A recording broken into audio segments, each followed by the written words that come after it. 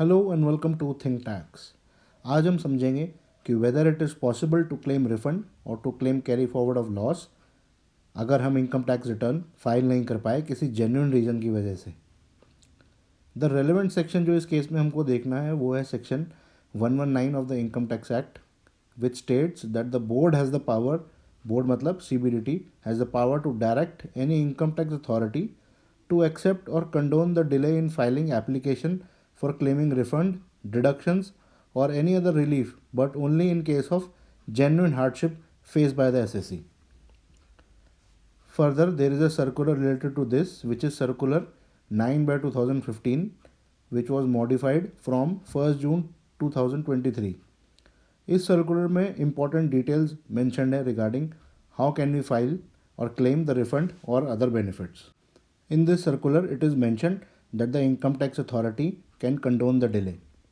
Second para में limits mentioned है with respect to the claim amounts and आपकी application किसके पास फाइल होगी ये बताया गया है.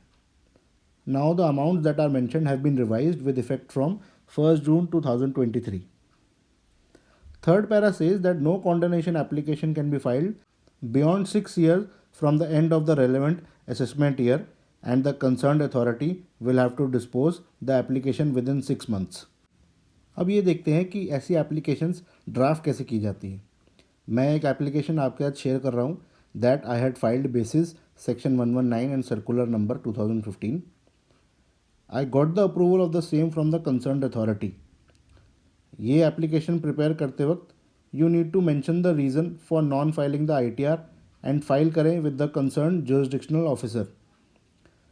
Now I will show you the order that was passed in my case by the learned officer and the relief that was granted. If you see para number 5 of the order, उसमें clearly लिखा है कि board ने instruction number 9/2015 को follow करते हुए मेरा delay condone कर दिया है for assessment year 21-22 under section 119. इस केस में अगर मेरा रिफंड था तो वो भी मुझे मिल जाएगा. और the delay is being condoned on one time non precedence basis. Non precedence का यहाँ पे मतलब हो गया कि यह एप्लीकेशन या ये सेक्शन का यूटिलाइजेशन आप बार बार नहीं कर सकते.